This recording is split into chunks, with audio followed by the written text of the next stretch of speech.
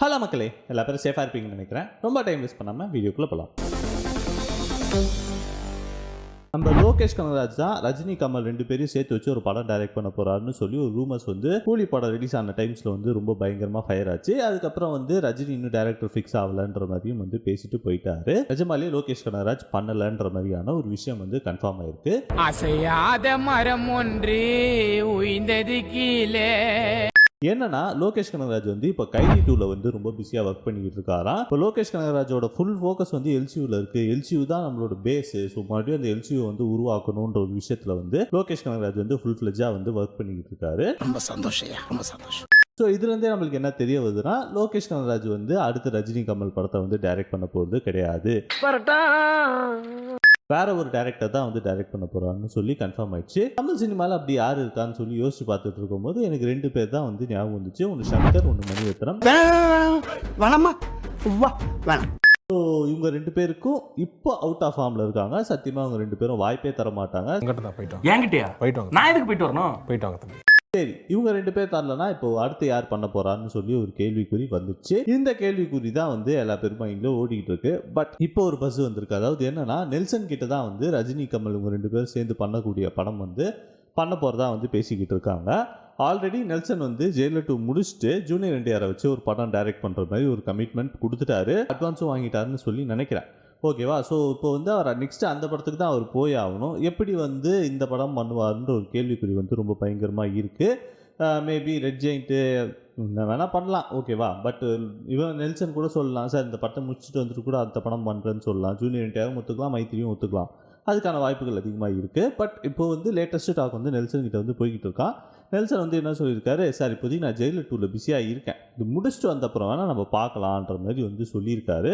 So எனக்கு தெரிஞ்சு இந்த ஒர்க் வந்து கொஞ்சம் நல்லா வரும்னு சொல்லி நான் பர்சனலாக நினைக்கிறேன். நெல்சன் வந்து என்ன தான் லோகேஷ் அளவுக்கு ஒரு பெருசாக செலிப்ரேட் பண்ணாத ஒரு டைரக்டராக இருந்தாலும் பெருசாக செலிப்ரேட் பண்ணுற மாதிரியான மூவிஸ் டாக்டர், ஜெயிலர்னு சொல்லி கொடுத்துருக்காரு. நெல்சனால் கேட்சப் பண்ண முடியும்னு வந்து நான் வந்து பர்சனலாக நினைக்கிறேன். லோகேஷ் கனகராஜால் முடியாதான்னு கேட்காதீங்க. லோகேஷ் கனகராஜும் கிரேட் டைரக்டர், ஓகேவா? பட் வந்து இப்போ அவர் வந்து எல்சியூவில் வந்து ஃபோக்கஸ் பண்ண போயிருக்காரு. எல்சியூ தான் அவரோட பேஸ். அவரோட பேஸில் வந்து ஃபோக்கஸ் பண்ண போயிருக்காரு. இவர் வந்து இங்கே வராரு. நடந்தால் நல்லாயிருக்கும், அவ்வளோதான். மற்றபடி யார் சொல்கிறதுக்கு ஒன்றும் இல்லை. அடுத்த நியூஸ்குள்ளே போகலாம். அடுத்த நியூஸ்குள்ளே போகிறதுக்கு முன்னாடி இந்த சேனலுக்கு புதுசாக இருந்தால் மறக்காம சேனலை சப்ஸ்கிரைப் பண்ணிக்கோங்க. இந்த வீடியோவை பிடிச்சிருந்தா இந்த வீடியோவும் லைக் கொடுங்க. புதுசாக கொண்டு வந்திருக்க ஆப்ஷன் ஹைப், இந்த ஆப்ஷனையும் தட்டி விட்டால் நம்ம வீடியோ கொஞ்சம் ரீச் ஆகிறதுக்கு கொஞ்சம் நல்லா இருக்கும். சரி, இப்போ அடுத்த நியூஸ்குள்ளே போகலாம். மாரி செல்வராஜ் இவர் வந்து ரீசெண்டாக வந்து இன்டர்வியூஸ் வந்து கொடுத்துக்கிட்டு இருக்காரு. ப்ரெஸ் மீட்ஸ் வந்து அட்டன் பண்ணிக்கிட்டு இருக்காரு. பைசன் சக்ஸஸ்க்கான அப்புறம் இப்போ வந்து பைசன் வந்து தெலுங்குலையும் வந்து ரிலீஸ் பண்ண போகிறாங்க. அதுக்கான ப்ரெஸ் மீட், அதுக்கான ஒர்க்கில் வந்து ரொம்ப பிஸியாக இருக்காங்க. துருவும் சரி, மாரி செல்வராஜும் சரி. இந்த ப்ரெஸ் மீட்டில் வந்து நிறைய பேர் வந்து ஒரு சில கொஸ்டின் வந்து ஷூட் அவுட் பண்ணியிருக்காங்க. அதில் வந்து ஒரு சில விஷயங்கள் வாய் விட்டு புண்ணாக்கி இருக்காரு. அது வேறு விஷயம், அது வந்து அப்புறமா பேசலாம்.